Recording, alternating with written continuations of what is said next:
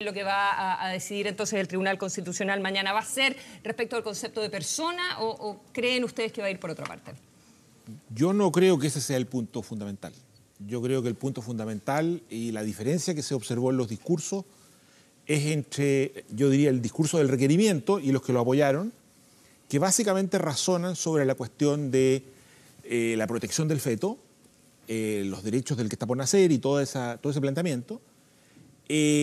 Y los que razonan eso, en relación con los derechos de la mujer. Yo creo que nuestro Tribunal Constitucional va a tener que optar por hacer un razonamiento, digámoslo así, conservador, que consiste básicamente en pensar acerca de qué exige la Constitución acerca del derecho que está por nacer, o irse por la línea que han seguido todos los tribunales constitucionales de Occidente, que es precisamente hacer el ejercicio de contrastar ambas cuestiones. Esto no es tan fácil. Porque poner en una balanza. Poner en una balanza, porque en Chile no hay demasiada elaboración, ni ha habido jurisprudencia, ni ha habido demasiada discusión sobre los derechos de la mujer y cómo estas situaciones afectan la dignidad, la salud, el derecho de la mujer a ser autónoma, a gobernar su propia vida, su privacidad. Estas cuestiones en Chile no han tenido mayor discusión. Los tribunales constitucionales, uno lee los fallos, por ejemplo, españoles, alemanes, norteamericanos. La gran cantidad del tiempo y de las páginas, esos fallos los dedican a elaborar sobre esto. En Chile, como digo, no tenemos eso. El requerimiento ni siquiera habla prácticamente del tema. Y vamos a ver si el Tribunal Constitucional adopta una postura, digamos, de este tipo, o más bien se mantiene la lógica de discutir solo acerca de los derechos del... Lo que plantea Cristian abre una puerta a otro análisis que hoy día lo planteaba Carlos Peña en su columna. Porque una cosa es establecer efectivamente si es o no constitucional. Entonces uno tiene que irse al artículo 19, número 1, que es inciso segundo, y hacer una explicación muy quirúrgica, muy técnica. Y la otra es, lo que dices tú, el tema de la mujer, que es si se quiere, un análisis más global de temas más políticos, más sociales, más de realidad social hoy día. Entonces, en ese contexto sí era atingente que alegaran los 130 y tantos o las tantas personas que alegaron, u otro que parecía, para algunos también, como, no circense, pero prácticamente una falta de respeto o una falta de comprensión de lo que debiera ser el Tribunal Constitucional. ¿Ustedes creen que pasó por ahí esto, que el Tribunal equivocó al abrir la puerta a personas que no iban a hablar exactamente sobre el punto de si era o no constitucional el proyecto que aprobó el Congreso Nacional? Pero primero, a propósito de lo que decía Cristian, yo no descartaría que el tribunal entrara o volviera a entrar, porque ya lo hizo una vez con el rol 740, o que volviera a entrar en el tema de la condición de persona del que está por nacer. Lo planteó rol 740, que es el fallo del 2008, el de la píldora del día después. Ahí ya tuvo un planteamiento. Lo planteó la Cámara, lo plantearon los dos representantes de la Cámara y del Gobierno, entonces puede hacerse cargo del punto. Ahora, respecto a las audiencias públicas, yo creo que es interesante que el tribunal convoque de todas maneras a la sociedad civil y a los organismos interesados. Muchas veces las constitucionalidades o inconstitucionalidades, más que el análisis puro y abstracto de las normas que están en juego, la ley versus la Constitución, tienen que ver con un contexto científico, sociológico, psicológico, en fin, y eso me parece que es importante que el tribunal haya recogido las posiciones de los que fueron a la audiencia pública. ¿Tú por dónde crees que va a ser, digamos, cuál va a ser el meollo del asunto que va? Yo creo que el tribunal tiene que resolver centralmente el problema de la protección. Y si el proyecto de ley, al establecer estas tres excepciones, está o no está ajustado a la Constitución, que es el planteamiento que formulamos los requirentes basal. Eso es lo más purito. El resto son elementos adicionales que probablemente sirven de contexto y le permitirán resolver. Y creo que el tribunal tiene que resolver también, y eso probablemente quedó más en evidencia en los alegatos, que en otro momento tiene que resolver, más allá de las consideraciones respecto al proyecto de ley, si éste cumple con los estándares normativos necesarios para regular las situaciones que está regulando, porque uno podría dar el paso y decir, sí, las acepto, las declaro de acuerdo a la Constitución, pero en realidad no en la forma como están previstas en el proyecto de ley. ¿Sabes que yo tengo la impresión, mi percepción, a pesar de que hubo exposiciones o defensas, o sea, que fueron magistrales de mujeres, sobre todo y de mujeres y también de parte del gobierno ahí frente al TC, a mí me parece que 130 y tantas ponencias, algunas de 10 minutos, en 2 días, O sea, no hay que ser muy vivaracha para saber que la capacidad de atención que una tiene, no sé, serán 20 minutos, de ahí hay que tomar agua, salir, moverse. Mucha gente me contaba que cuando llegaba, dependiendo de quién era, porque la decisión miraban el celular, bueno, pero en general al parecer siempre hubo bastante magistrados presentes. A ver, esto ya lleva como 3 años. Ha pasado por la Cámara de Diputados, por el Senado, por la Comisión Mixta de Salud, después por la Comisión de Hacienda, después por la Comisión Constitución y después otra vez por la Comisión. Toda esa argumentación que la sociedad civil hizo, y hay iglesias incluidas, porque ¿qué sentido tiene, qué razonamiento tiene que el Tribunal Constitucional haya aceptado en 2 días escuchar gente, por ejemplo, que tiene hasta querella? O sea, lo del pastor Soto es una ofensa para las mujeres, porque esto es un tema de derechos humanos de las mujeres, no es un tema de otra cosa. Aquí estamos hablando de los derechos humanos de las mujeres. ¿Qué tiene que ir a hacer un hombre que vive ofendiendo a la gente? ¿Por qué tiene derecho a ser recibido? Porque, ojo, también aquí, ¿cuáles son los límites?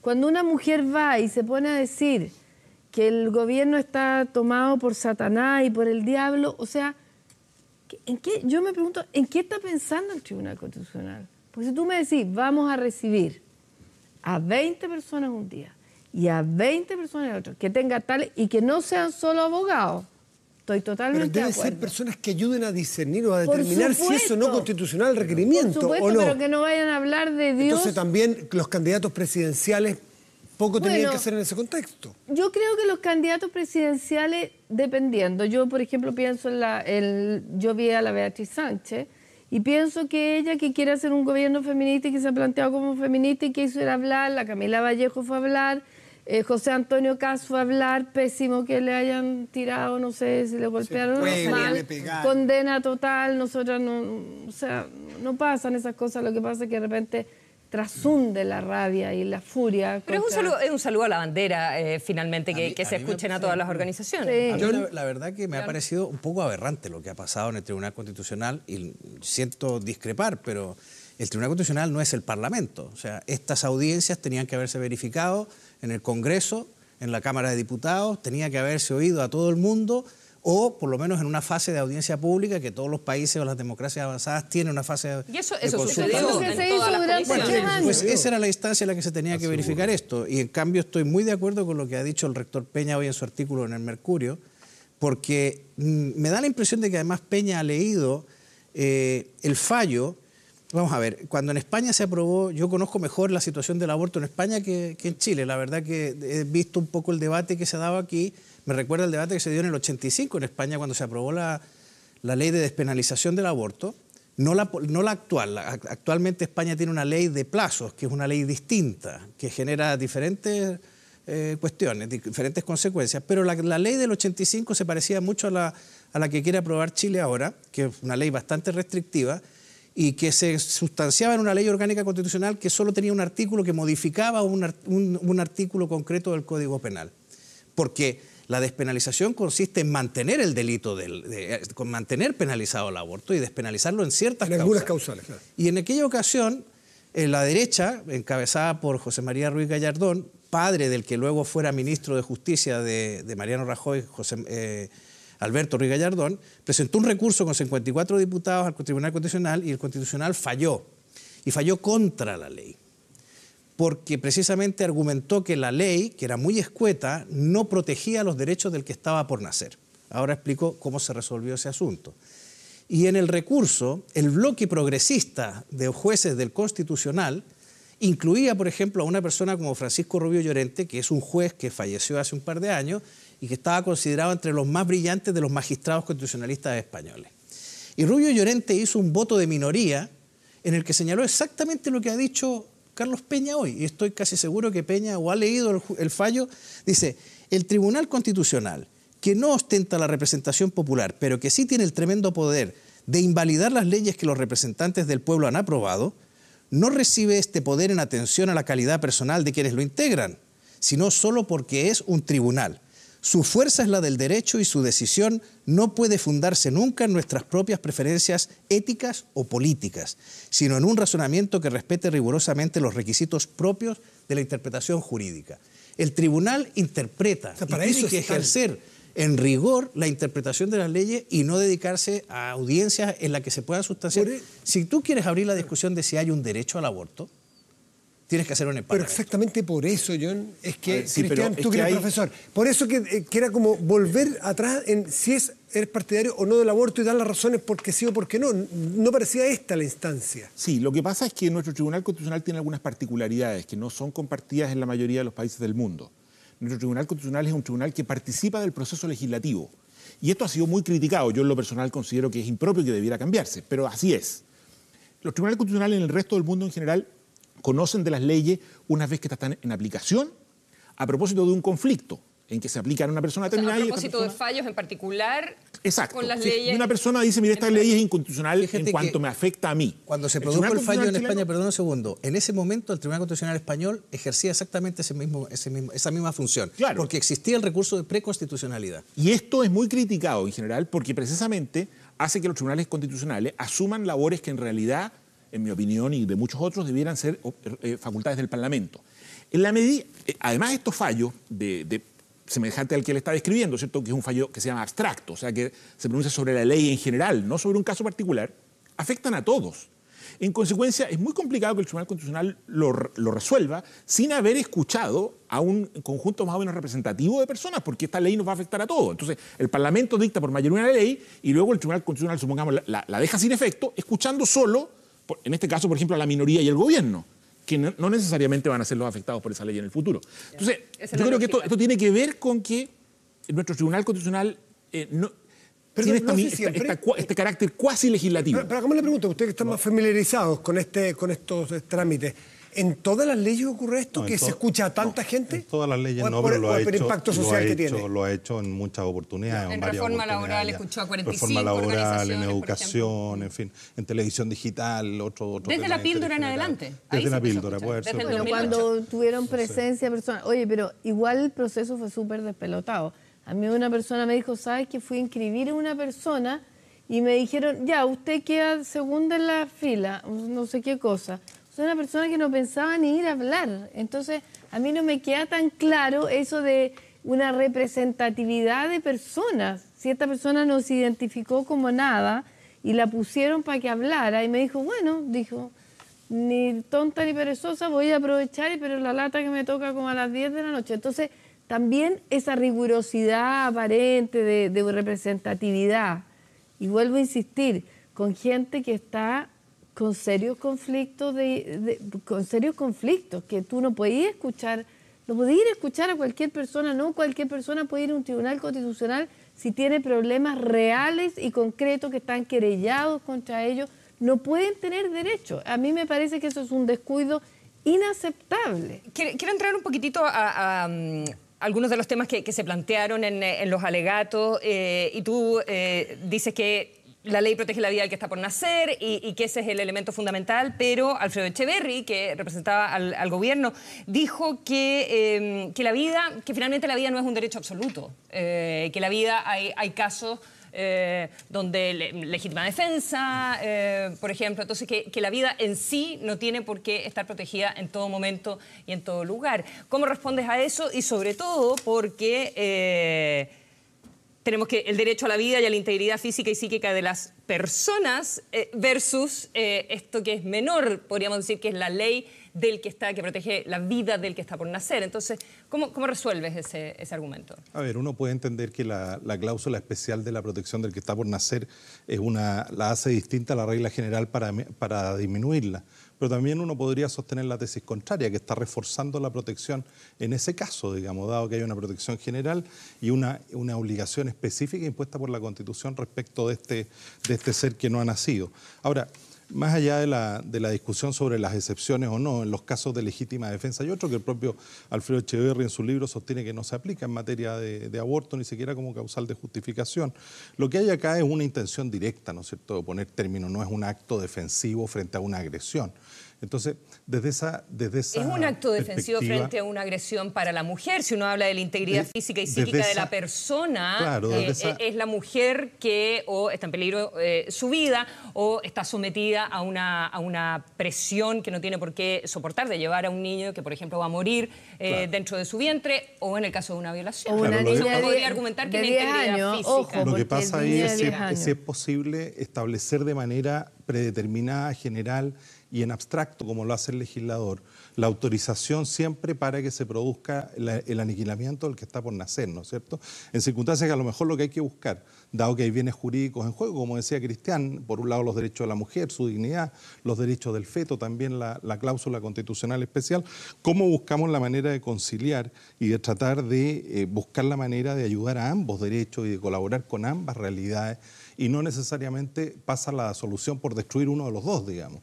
Entonces, desde esa perspectiva, y en ese sentido, yo rescato la audiencia pública. Uno podrá estar o no de acuerdo con algunas personas o con ciertas formalidades, en fin, pero me parece interesante esa audiencia, que además ya se había dado largamente en el Parlamento, particularmente en la Cámara de Diputados, también algo en el Senado, donde van las organizaciones civiles que trabajan en estos ámbitos y dicen, mire, yo tengo experiencia en el sentido que es posible, por una parte, salvar al que está por nacer, no esta autorización de destrucción, y por otro lado, al mismo tiempo, ayudar a la madre, el entorno familiar, en fin, a salir adelante en situaciones que son gravísimas y que son muy dramáticas.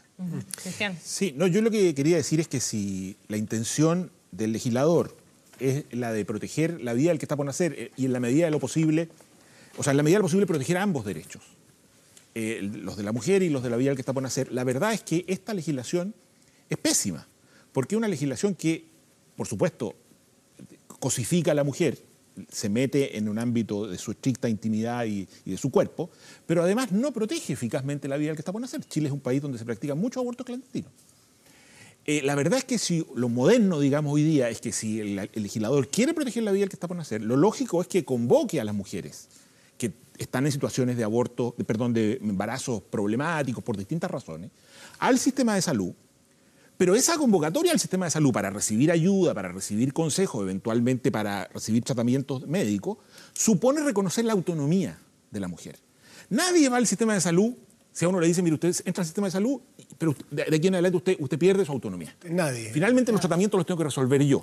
Entonces, yo diría que una perspectiva moderna, y esto se planteó en las audiencias públicas, supone es que para proteger ambos derechos de la mejor manera, lo lógico es que convoquemos a la mujer. Eso supone que le reconozcamos su autonomía final, y en esa relación entre el sistema de salud y de seguridad social y la mujer, lo que va a ocurrir es que vamos a, y esto está por lo demás demostrado empíricamente, vamos a probablemente tener menos abortos, porque muchas mujeres a lo mejor van a desistir de tenerlo en la medida que se sientan acogidas, y al mismo tiempo si la mujer opta por hacerlo, vamos a poder hacerlo en condiciones. Esa es la manera razonable de reducir el número de abortos, que efectivamente en Chile es muy alta. Y como todos estamos interesados en proteger la vida que está por nacer, no queremos que haya. ¿Tú no crees que hay una persona? ¿Tú no crees que hay una vida humana cuando una mujer está Yo creo que hay una vida humana, no creo que haya una persona. Hay un individuo de la especie humana sin duda, pero no me parece que haya una persona. Pero eso por último es una discusión un poquito, porque como han dicho, como dijeron también algunos profesores de la audiencia pública, el que haya una persona, aún en esa hipótesis, que yo no acepto, digamos, tampoco es claro que el legislador no pueda en determinadas circunstancias poner un derecho, en circunstancias por ser muy excepcionales, otro derecho de otra persona que se siente radicalmente afectada por sobre los derechos de esa persona. Por ejemplo, la legítima defensa, ¿cierto? En ese caso, la ley me autoriza eventualmente a matar a otro en defensa de mis propios derechos. Incluso cuando ese otro eventualmente es inocente. Por ejemplo, imaginemos que es un inimputable o es una persona que no sabe realmente lo que está haciendo. En consecuencia, tampoco es tan claro que sea una persona resuelve la cuestión. Esto supone hacerse cargo de que aquí hay un conflicto, y que es un conflicto dramático, que no tiene, digámoslo así, una solución que nos deje contento a todos en todas las hipótesis. Hay una locución interesantísima del abogado Echeverry, y varios otros lo han hecho, que el por qué la Constitución en el artículo 19, en el número 1, pone el derecho a la vida, y después abajo, a renglón seguido, pone la ley. En cambio, la ley protege la vida del que está por nacer. Es decir, le pone no sé decir una categoría inferior, pero uno lo deja como un bien absoluto o una condición absoluta, y lo otro en manos del legislador. Tú dices, Miguel Ángel, que eso podría servir con la tesis contraria, que es para reforzar la anterior. Pero si uno va a las actas constitucionales del 80, uno logra entender por qué lo hicieron así. Y cuando dice, por ejemplo, que la diferencia entre estas dos etapas, uno que es constitucional, es decir, el derecho a la vida, y la ley, la protección al que está por nacer, dice la diferencia entre el precepto que consagra el derecho a la vida y la disposición que entrega el legislador al deber de proteger de la vida al que está por nacer. Dice, consagra en forma absoluta el derecho a la vida, lo dicen los propios miembros de esta comisión, consagra primero el derecho a la vida, pero se desea dejar cierta elasticidad para que el legislador, por ejemplo, en el aborto terapéutico, no considere constitutivo de delito el hecho del aborto. Es decir, deja abierto que hay elasticidad, o sea, hay casos en el cual el legislador podría establecer excepciones. Entonces, a lo mejor estas son excepciones plausibles. Eso que está citando, Matías, efectivamente corresponde a la discusión que hubo en la comisión redactora del anteproyecto, ¿no? Y hubo una discusión en el tribunal a propósito de si esta era la intención que estaba o no detrás de la disposición constitucional. Yo creo que quedó bastante claro que no es esa la intención que estaba detrás de la disposición no se refería en particular a estas tres causales. No, ni a cualquiera otra. Esa fue una discusión efectivamente en la comisión de estudio y esto fue planteado por los defensores del proyecto. Nosotros no planteamos lo que se llama el argumento originalista, ¿no? Que es lo que quiso decir el redactor de la Constitución. Fue planteado por los defensores del proyecto a propósito de esta discusión en noviembre del 74 entre los miembros de la comisión. Sin embargo, esa discusión, donde no hubo acuerdo efectivamente respecto de la situación del que está por nacer, fue zanjada 4 años después cuando la comisión entrega su versión final, ¿no?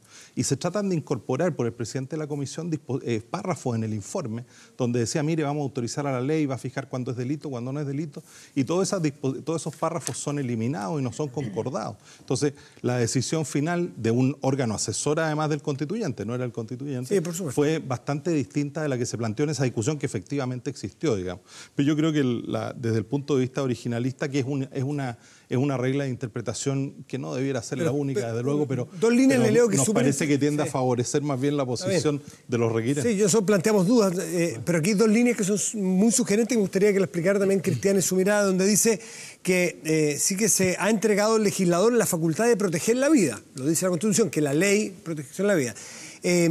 Determinar entonces cuáles son los casos en que puede presentarse esta excepcionalidad. Por lo tanto... efectivamente, esa fue parte de la discusión, si no hay ninguna duda. Y en esa discusión, efectivamente, no hubo acuerdo. Pero esa no fue la decisión final. Cristian, ni fue pero además, ¿cómo lees tú esto? Es claro que el resto de la legislación hace esa distinción. En el Código Penal nuestro, el aborto tiene menos pena que el homicidio, lo cual es expresión exactamente de lo que tú estás planteando. El derecho a la vida tiene un estatus, la protección de la vida del que está por nacer tiene un estatus inferior. Y así en el conjunto de los derechos que se reconocen, el nasciturus, digamos, el producto de la concepción no tiene nombre, no tiene una serie de características que no tiene por la naturaleza propia de cómo se desarrollan las cosas. Es interesante, Matías. La protección a la vida tiene una categoría inferior al derecho a la vida, digamos. Tiene una protección inferior. Ahora, tiene una protección inferior. Es interesante el argumento del Código Penal, porque como lo demostramos precisamente a propósito de la jurisprudencia de la Corte Suprema en la materia, la propia Corte sostiene que esta estructura o esta ubicación y las reglas, en fin, en materia de aborto, etcétera, incluso la redacción de los tipos penales correspondientes, tiene que ver con el que el Código Penal fue redactado hace más de 100 años, digamos.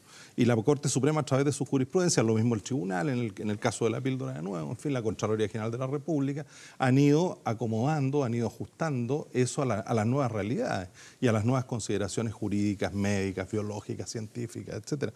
Entonces, claro, efectivamente, cuando uno mira el Código Penal, y precisamente Alfredo Echeverri centra su alegato casi exclusivamente en cuáles fueron las interpretaciones que se dieron por los redactores del Código, por los intérpretes del Código, hace más de 100 años. Algo ha pasado en el derecho en este siglo, digamos.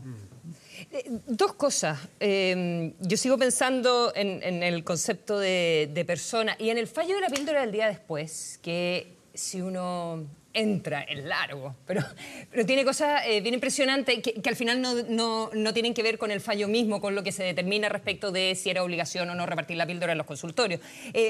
Pero dice, por ejemplo, que el nascitus desde la concepción es persona en el sentido constitucional del término y por ende es titular del derecho a la vida. Y así, en varios de los considerando, dice que la persona nace en la concepción.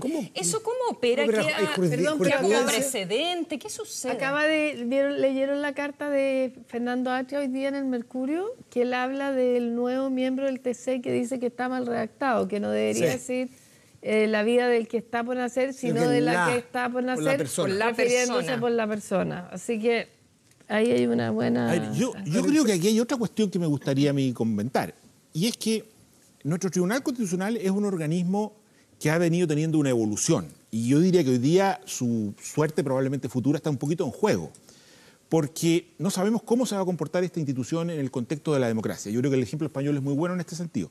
Nosotros tenemos un Tribunal Constitucional que tiene un origen autoritario, y muchas de estas discusiones, muchas de las citas que se hacen, son citas a organismos de la dictadura, son citas de cosas que se dijeron en estado de sitio, cuando había campos de concentración en Chile, en absolutamente otro contexto.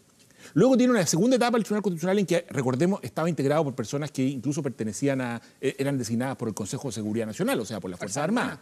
Entonces, yo creo que el tema hoy día es, queremos un Tribunal Constitucional que se mantenga atado a esta, entre comillas, tradición bastante autoritaria, y que además le da a nuestra Constitución, o le daba en esa época, al menos, una impronta conservadora, muy atada a concepciones católicas, digamos. Pensemos lo que la gestión del almirante Merino en la derogación del aborto terapéutico, o queremos un Tribunal Constitucional que se vincule más bien a las grandes democracias de Occidente. Pero eso, una cosa es lo que uno quiere, ¿Qué es lo que ha y pasado en otra España? es lo que tienes hoy. O sea, lo que pasa es que... O sea, nosotros el Tribunal Constitucional que va a fallar... pero es nosotros el le que podemos tenemos pedir al hoy Tribunal día. Constitucional que se comporte más bien como el Tribunal Constitucional español, que saca un fallo totalmente conservador a poco tiempo después de la transición, pero luego, en el tiempo, se va transformando en un Tribunal Constitucional que se ajusta a las concepciones de derechos individuales propias de las democracias occidentales. Yo creo que los chilenos hoy día lo que queremos es que nuestro Tribunal Constitucional, este u otro, digamos, el organismo constitucional, nos ubique a nosotros como una democracia moderna. No sea una entidad que nos está permanentemente trayendo, como quien dice, a las concepciones de un pasado autoritario que yo creo que ya no tiene mayor sentido. Yo discuto tu afirmación de que el Tribunal Constitucional es un órgano creado en la dictadura. El Tribunal Constitucional se creó en 1970. Sí. No. Luego, ese Tribunal Constitucional no tiene ninguna continuidad. Y luego este Tribunal Constitucional es el mismo que obligó a que el plebiscito se celebrara con registros electorales. Ese es un punto muy en favor del... O sea, el Tribunal Constitucional yo creo que tiene esa potencialidad. En ese momento, por ejemplo, el Tribunal Constitucional, que tenía muchas condicionantes autoritarios, dio un golpe de independencia y hizo algo muy interesante. El asunto es si queremos que siga haciendo ese tipo de evolución o más bien sea un órgano que nos vuelve hacia la lógica tradicional. Lo que no puede ser es que cuando yo esté de acuerdo está evolucionando y cuando no esté de acuerdo está... Lo que pasa es que, sí, pero esto no es tan así, porque si tú te fijas, esta cuestión se ha discutido en todo Occidente. No es una cuestión que yo pueda venir hoy día a inventar acá. Y en Occidente el estándar es de que hay tribunales constitucionales que sostienen que el aborto en estas hipótesis es obligatorio y otros que dicen que está permitido. Hoy día, en el occidente civilizado, no hay tribunales constitucionales que digan que esto está prohibido. Si tiene que respetar lo que ha dicho anteriormente, porque no tenemos jurisprudencia, pero quiero saber si lo que reflexionaron antes sienta precedente. No es ley, no es una nueva ley. No hay una regla. No hay Si una dijeron que la obligación. persona, Pero fíjate que desde eso- la concepción... No hay una obligación, pero el tribunal Sí lo tiene que sostener suele ahora. respetar sus precedentes y si no lo respeta tendrá que cumplir con ciertas reglas de explicación de por qué modifica un precedente como este. Como decía Consuelo, este O sea, fallo... por eso no se van a fallo- meter en si es persona o no es persona, No lo sé, probablemente, pero y va a este ser es un más fallo, bien el de la la, pregunta sobre la el de la defensa de píldora la es un vida. fallo de 2008, o sea, es un fallo incluso para la tranquilidad reciente. cristiana, es un fallo posterior a la reforma del presidente Lago de 2005, digamos. Es decir, el tribunal, como la sociedad chilena probablemente, como toda la institucionalidad chilena, ha sido parte de este proceso histórico, digamos. Este es el mismo tribunal que ha fallado en contra de las ISAPRES permanentemente a propósito del alza de planes, es decir, en materia de derechos sociales. Es decir, hay avance y retroceso y estancamiento. Yo creo que hay que ser respetuoso en ese sentido de lo que el tribunal ha ido construyendo. Creo que ha sido un contribuyente importante al régimen democrático y al perfeccionamiento de los derechos y la institucionalidad. Eso a mí no me parece que no hay ninguna duda, yo lo planteaba. Ahora, ¿cuánto va a seguir o no va a seguir sus precedentes anteriores? Cuidado, no solo en materia del rol o de la sentencia de la píldora. Nosotros hemos hecho un planteamiento respecto de las deficiencias que tiene este proyecto de ley en términos de regulación más exhaustiva de lo que son las causales frente a situaciones, por ejemplo, como el enorme error de diagnóstico que plantean algunos médicos en algunas de ellas. Y eso también tiene precedentes en los fallos del En la Tribunal inviabilidad Constitucional, fetal. por ejemplo, pero tiene precedentes desde el punto de vista de la densidad normativa. El tribunal tiene una línea muy consistente respecto a lo que le exige al legislador para poder regular acabadamente situaciones como esta. porque no basta con que use 2 o 3 enunciados, habrá un certificado médico, 2 certificados médicos o cosas por el estilo. Pareciera que en casos como este, cualquiera que sea la postura que uno tenga, debiera plantear, si es que uno acepta la existencia de excepciones como esta, debiera plantear la exigencia de una ley algo más densa, algo más detallada en términos de las condiciones o requisitos que es necesario cumplir. Fíjate que has mencionado una cosa. Cuando estaba en mi primera intervención dije cómo resolvieron los españoles el recurso constitucional. Fíjate que la formulación de la despenalización era muy sencilla. No será delito cuando esté en peligro la vida, la integridad psíquica y física de la madre. Solo decía eso. Y eso es lo que el Constitucional español consideró que no garantizaba los derechos del que estaba por nacer. Pero fíjate que la solución, tardaron 15 días en darle la solución al gobierno y presentar un nuevo proyecto que pasó. La solución fue meter precisamente la intervención de un facultativo, o sea, de un informe médico, y el redactado quedó finalmente con que no será delito en el caso de que ponga en peligro la integridad física y psíquica de la madre, previo informe de un facultativo o de 2 facultativos, los que quiera. Y el Constitucional consideró que la intervención de un médico, de un profesional, era suficiente para garantizar el derecho del nascituro. Y yo no he visto tanta complejidad en la antigua sentencia que has citado, en la sentencia precedente, que has leído, la del nasciturus, tal, con lo que plantea Cristian, que plantea una diferencia entre persona y ser vivo, que es muy interesante porque el Constitucional alemán, por ejemplo, hay una sentencia del Constitucional alemán del 75, creo, donde decía que hay vida humana a los 14 días de la concepción, pero no dice que sea una persona, claro. Bueno, porque es el Código Civil el que establece que es persona una vez que tiene autonomía de su madre, ¿no es así? Pero claro, solo para efectos legales. Para efectos legales, para efectos Bueno, legales. pero yo creo que hay que volverse a remitir a que el derecho es un derecho humano de la mujer. Y quiero ser catete con eso, porque en realidad si volvemos a remitirnos al del que está por nacer, a su vida. Imagínate a ti tu hijo, lo asaltan, le rompen el corazón. Tú como padre quisieras darle el corazón a tu hijo, ¿sí o no? Pero no hay ni una ley que te obligue a darle el corazón a tu hijo. Yo no sé si uno tiene derecho a tener accidentes de tráfico. No. Quiero decir, nadie te obliga, un bandido le saca el corazón a tu hijo. Ni una ley te obliga a darle su corazón y tú morir. Yo estando Ninguna. a favor de la despenalización bajo determinados supuestos, esto es mi opinión personal, tan válida como la de cualquier otro, creo sin embargo que no existe un derecho al aborto. O sea, creo, por ejemplo, a mí la actual legislación española, yo me opongo a la idea de el derecho al aborto como un derecho que es como se ha planteado en la ley de plazos, que tú puedes abortar sin dar explicaciones antes de los creo que son 2 meses. ¿Tú quién estás partidario en el aborto creo que en se general derecho o por en las la causales? despenalización? No, nosotros... Por las causales estoy claro, pero... O sea, las causales partió siendo para nosotras un mínimo ético. Pero si es un derecho humano, en todas las situaciones, cuando quiera y como quiera. No, o sea, todos tenemos Pero un derecho humano criterio. ¿a qué? ¿A abortar? Los derechos, ¿A no ir a la cárcel? ¿A qué? Espérate, los derechos humanos, ya sabemos, son dinámicos, ¿cierto? Porque si no estaríamos comiendo carne cruda en la mesa. En eso soy jus naturalista. ¿Eres qué? Jus naturalista, como Adam Smith. Bueno, yo pienso, no sé. Que evolucionan, distinto. dices tú. Porque cree que es una convención. Los derechos humanos evolucionan. Y poco a poco, ¿cierto? Si no tendríamos esclavos, si no tendríamos mirando a los negros como ser inferiores, si no no podríamos pensar a propósito de los temas de ahora del matrimonio igualitario, las personas de la diversidad sexual serían personas de segunda categoría. Por supuesto que para todo lo que significa derechos humanos se aplican criterios. Había gente que decía que iban a abortar de 9 meses, eso no es un aborto, eso es un nacimiento, hay que ser yo te pregunto, por ejemplo, en los primeros mes y medio, en cualquier condición, a tu juicio, más allá de las 3 causales, para entender el contexto de lo que... Si una mujer decide abortar, para mí hay que respetarle eso.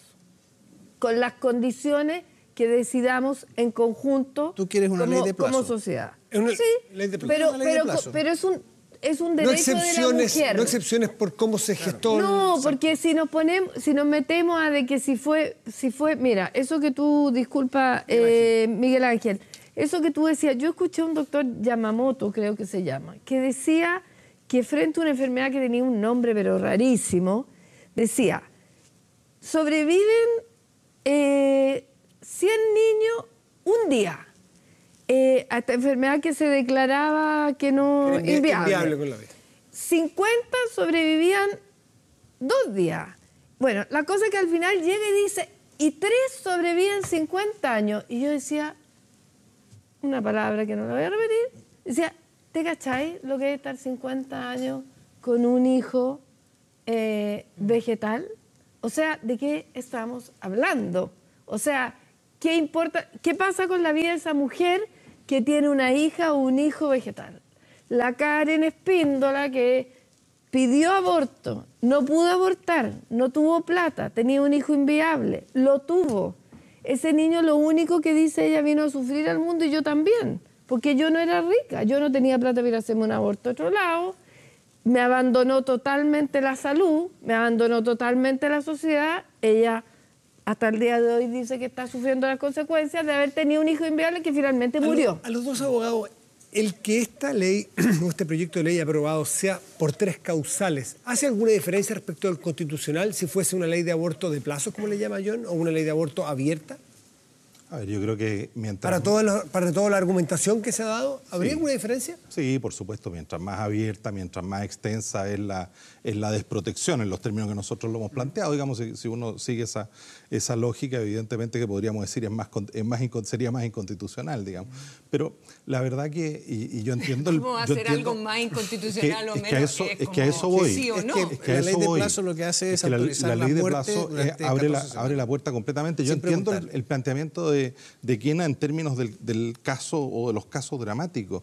Y también uno a lo mejor puede escuchar casos o situaciones personales en que se aborda o se asume de otra manera esas circunstancias, por circunstancias personales, no por cuestiones de mejor o peor condición humana, digamos, al contrario. Entonces, yo creo que son esos casos precisamente los que van llevando al legislador a regular en determinado sentido o en otro. Pero el legislador tiene que siempre estar consistente con la Constitución y desde ese punto de vista puede ser una norma, ya eso iba con lo que podría uno decir que es más o menos inconstitucional. Uno podría tener una norma muy restringida en esta o en cualquier otra materia e igualmente ser contraria a la Constitución. Digamos. ¿Cuál es la diferencia para ti, Cristian, si no fuese estas 3 causales para estos argumentos que se dan de las categorías del derecho a la vida o la protección a la vida que está por nacer? Es que yo creo que yo diría que lo siguiente, que la constitucionalidad de esta ley es muy fuerte, porque esta ley lo que hace es un reconocimiento mínimo de ciertos derechos de la mujer en circunstancias dramáticas. Por lo tanto, a mí me parece que esta es una ley que incluso uno podría sostener que está exigida por la Constitución, si le otorgamos cierta fuerza a los derechos de la mujer en nuestra Constitución, cosa que tradicionalmente no hemos hecho. Ahora, ¿los derechos de la mujer están establecidos como la integridad física y psíquica de la persona?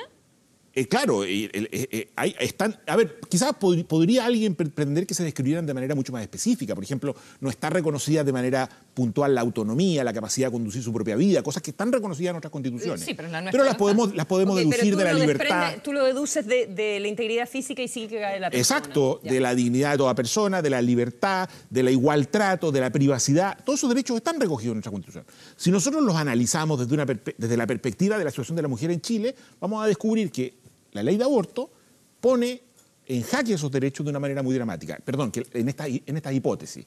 Entonces yo creo que dictar esta ley supone otorgarle un reconocimiento mínimo a esos derechos. Yo creo que estaría casi exigida. ¿Perdón? Dices el Código Penal. Reformar el Código Penal. El Código Penal con la sanción absoluta del aborto.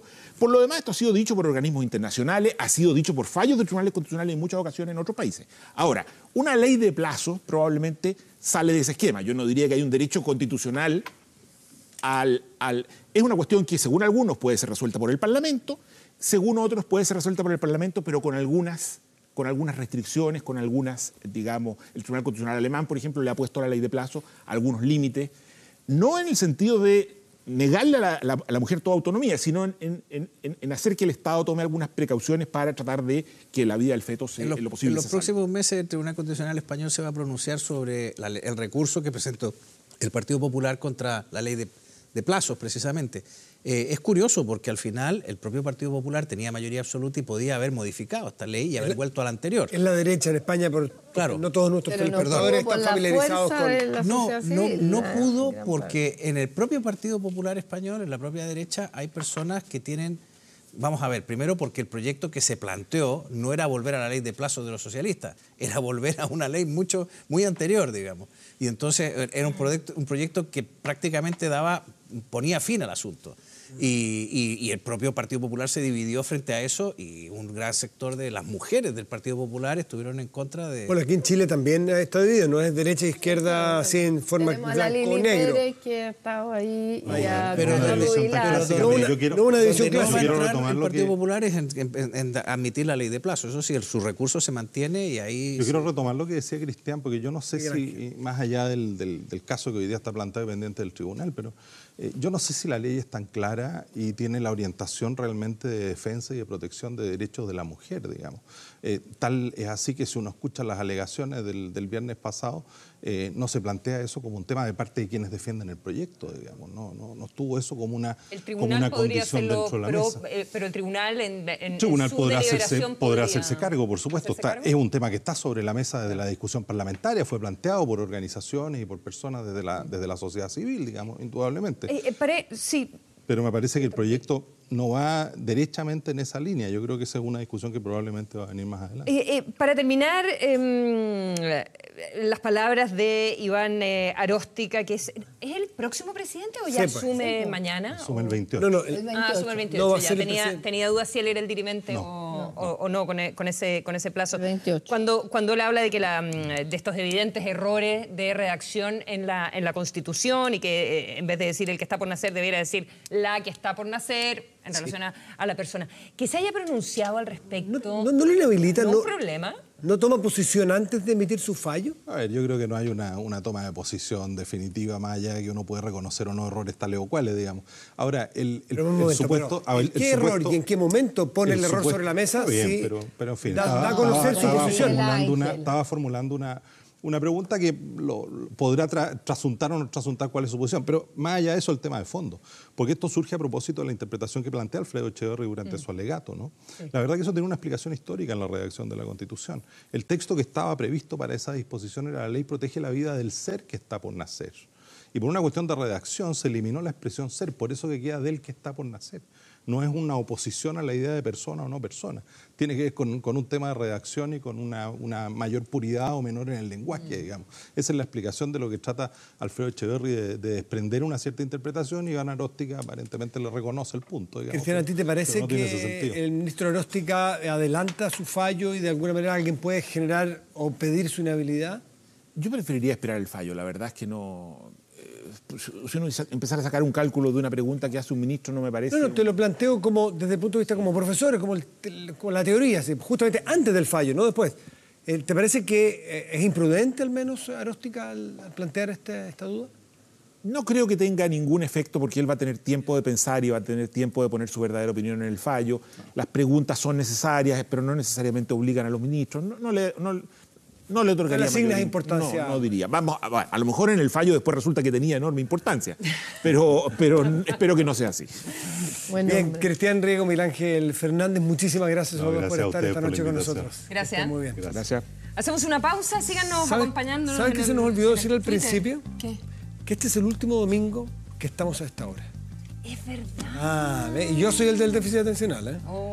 Bueno, el próximo domingo estaremos aquí mismo, en esta misma mesa, vamos modificando los invitados, pero a partir de las... Más tempranito, a las 7:30, antes de las noticias. pero mucho más. Sí, Ah, mucho mejor. Invitarlos el próximo que domingo. se repita. Ya, vamos a hacer ahora- una pausa. ahora vamos a la pausa, síganos acompañando en Twitter usando el hashtag Mejor Hablar. Gracias. Gracias a ustedes. De veras.